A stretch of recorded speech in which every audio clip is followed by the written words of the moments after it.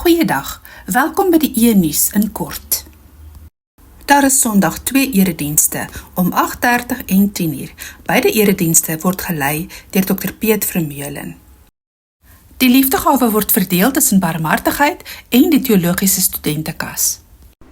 Die Burundi uitreikprojek wil graag dankie sê aan elke wapentranter wat die wit olifant op watter manier ook al ondersteun het. Die opbrengs is genoeg om die teologiese studies van een student uit Burundi te borg. Dit sluit in 'n jaar se studiegeld by Mukanyu, boeke, kos, sowel as verblyf. Die gesinsspeletjies aand is vir gesinne en alleenlopendes. Ons volgende byeenkoms is op 29 Augustus. Moet dit nie misloop nie. Alle hoërskoolmaats, ons het weer op 5 September 'n kuieraand. Sien jou en jou pelle daar. Nuwe lidmate word genooi om die stadbouerkursus by te woon. Dit word in 3 sessies aangebied op 7, 14 en 21 September. Kontak gerus die kerkkantoor om jou plek te bespreek. So jy dink jy kan 'n lekker pot maak? Dan moet jy dadelik vir Jaco kontak, want Wapatrand hou potjie kompetisie op 25 Oktober. Inskrywings vir die potjie sluit op 1 Oktober.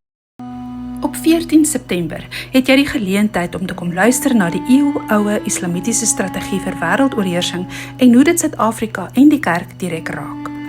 Sluit by ons aan 15:30 in die kapel.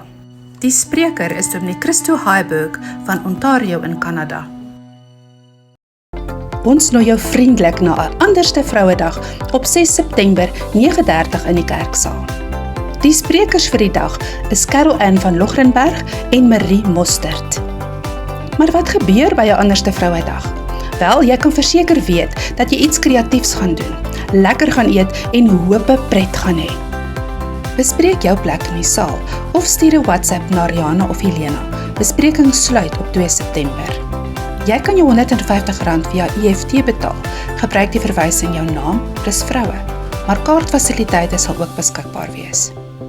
Baie dankie vir jou tyd. Tot volgende keer.